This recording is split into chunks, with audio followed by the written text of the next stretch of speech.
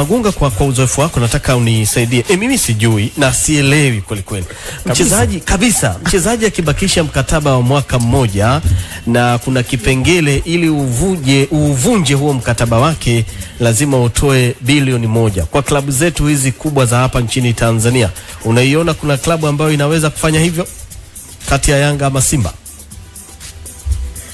Ni ngumu kwa sababu haijaitokea. No. Yaani ningesema inawezekana, huenda kama ingelikuwa imewahi kutokea siku za nyuma huko, lakini sijaishuhudia kitu kama hiki.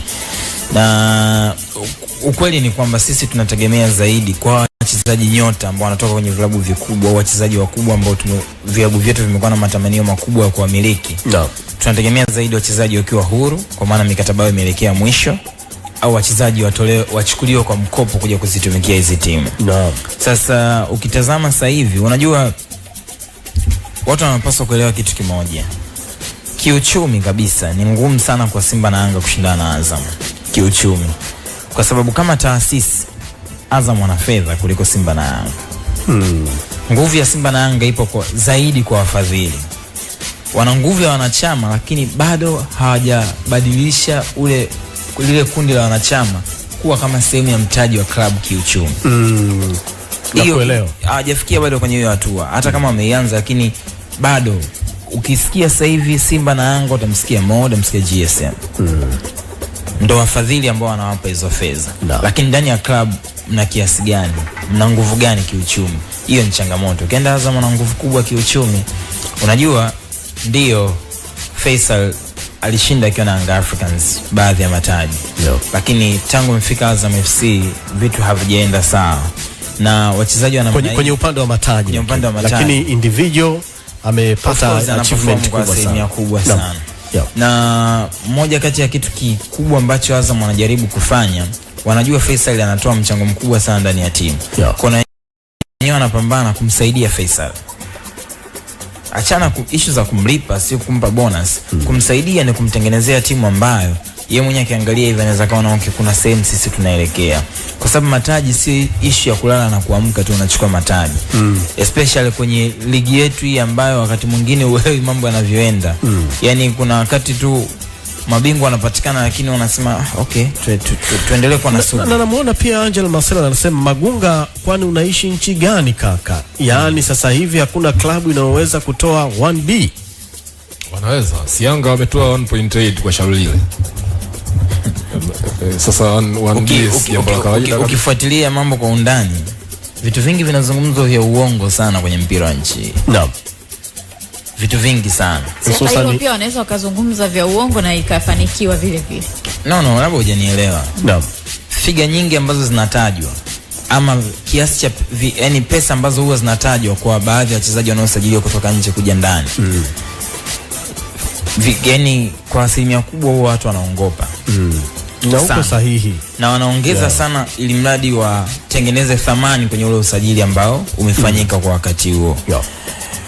Mchezaji ambaye ana mkataba wa miezi 6, wewe unawezaje kutoa zaidi ya bilioni 1 na kuendelea kwa mchezaji ambaye ana mkataba wa miaka 6 tu? Wewe ndio kiongozi kwenye timu. Yaani unawezaje kwenda kutoa bilioni 1.3.4 kwa mchezaji ambaye ana mkataba wa miezi 6 na kwenye hiyo timu sio kwamba wanaleta ugumu kwamba wanamuongeza contract. Timu kwamba hatuna tena shida na wewe. Unaweza ukatafuta maisha sehemu nyingine. Hiyo nguvu ya kwenda kutoa bilioni 1.56 unaipata. Kwa kuna muda changamoto ni kwamba hizi club ni za wanachama mkai. Kwa kuna muda viongozi watafanya kila kitu ili kukusanya sifa. Magunga. Tulikuwa tunaambiwa kwamba Adolf Mtasingwa mkataba wake na Azam umebaki kwa muda gani? Miezi 6. Kaizer Chiefs wamelipa $500 kwa ajili yake. $500 ni bilioni 1.3 ama 0.4 depending na rate ikoje. Kwa hiyo possibility ya mtu kutoa bilioni 1 kwa mchezaji ambaye kabakiza kiasi hicho kwa mkataba, nadharia na kwa ushahidi, hiyo possibility ipo. Hapo koje leo muktadha wa hoja yangu. Nazungumzia timu zetu hapa nyumbani. Hapa ni ngumu sana. Yaani Simba na Yanga wanaweza kutoa hiyo. Ni ngumu sana. Kaizer Chiefs sawa. Kwa mfano mimi naweza nikupa mfano, ngoja nikuongezee kitu kama. Kinachochelewesha deal ya Maema mpaka sasa hivi kukaa sawa ni wanapishana kwenye bei. Mshahara wake ama bei ya kumnunua. Yani bei kwamba hata wale kule kuna kiasi wanataka kiongezeke. Kwa sababu unaona mchezaji amekuja hapa anacheza na hivi mkataba wake na Sundowns haujaisha bado. Bado miaka 2. Yeah. Unanielewa? Alafu kwenye mshahara pia watu wanakinzana kwenye eneo la mshahara. Yeah. Sasa mchezaji ambaye huyu beki wa Simba nani? Rushain The Rock. Sawa. Timu aliyotoka inawezekana mfano Mamelodi wao walikuwa hawana tena uhitaji wa kumtumia mchezaji. Hapa kwetu kaja anacheza na wameextend, nafikiri ni msimu uliopita Simba walimuongezea mkataba mwaka mmoja. Yeah. Bado kwa mkopo. Lakini ukiulizia gharama kumnunua mchezaji, watu watakutajia bwana huyu mchezaji tunataka kiasi fulani ili mnunue. Yeah. Na unaona kabisa kule watu hawamhitaji. Lakini hiyo fedha sisi ya kutoa kwenda kumnunua mchezaji na mshahara ambao tutamlipa, hiyo ni changamoto kwetu bado. Yeah. Kwa ndio maana nasema kwamba Kamanda ametolea mfano wa Kaizer Chiefs. Kwenye strategies hasa kwenye eneo la uchumi kwa vilabu kutoka South Africa, sijai kuwa mimi na mashaka navyo hata kidogo. Kwa sababu hata taasisi zao namna zinavyoendeshwa kwa asilimia kubwa ni tofauti na taasisi zetu za mpira namna ambavyo zinaendeshwa. Yeah. Sisi leo hii Kamanda ukimhitaji mchezaji kwa hiyo $500, fedha itoki ndani ya club moja kwa moja. Yeah. Inabidi mumfuate mfadhili muongee naye. Na kuna issue za mishahara. Na nini kwa bado ni changamoto. Sisi leo mchezaji anaweza kana mkataba watu wanahitaji tu $400,000, $350,000. Hiyo kwetu sisi bado ni fedha nyingi. Yeah, kuna ujumbe wako Kamanda hapa. Huyu ni Yazidu Chiyulu anasema sasa mkai huo ushuhuda anautoa Jeff kutoka kambi ya Faisali. Hivi kwa akili ya kawaida tu wewe unadhani kambi ya Faisali itasema nini ikiwa mchezaji amesajiliwa na ana mkataba?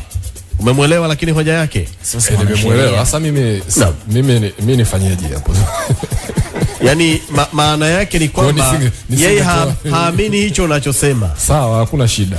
Wala hamna tabu. Mkai. Kuna watu kuamini ninachosema mimi wala sio kitu cha ajabu. Sasa ndugu yangu ambacho naweza kufanya Yazidu. Ndugu yangu, hii taarifa hata kabla sijaongea na Faisal ni uongo wa 100%. Fei hawezi kuondoka Azam kwa vurugu wala kwa kitu chochote. Anaheshimu sana kile ambacho wamemfanyia. Okay. Huyu ni moja kati ya watu walioko kwenye camp ya Faisal. Okay. Yuko kwenye mmoja wale wanasheria anaweza kusema ambao Faisal akiletewa mkataba wao wanachukua muda kutafsiri na kumshauri. Naam. Baada ya kuona taarifa ile asubuhi nilimuuliza kwamba bana kuna maombi mchezaji amepeleka. Na chanzo hiki nilikuwa nazungumza nacho kuhusu masuala ya usajili. Jana usiku kikaniambia kwamba na uhakika hii taarifa hataki niitoe lakini mimi nitaitoa. Akaniambia kwamba kwenye dirisha hili ndani ya siku za hivi karibuni Faisal amezungumza na investor wa Simba. Na kitu pekee ambacho walikuwa wanapishana ni kwenye eneo la mshahara. Kwa hiyo hayo mazungumzo yamekuwepo. Okay. Sina uhakika kuhusu mazungumzo ya upande wa pili. Asante sana Kamanda Jeffrey, na hii ndio maana ya Crown Sports. Lazima tu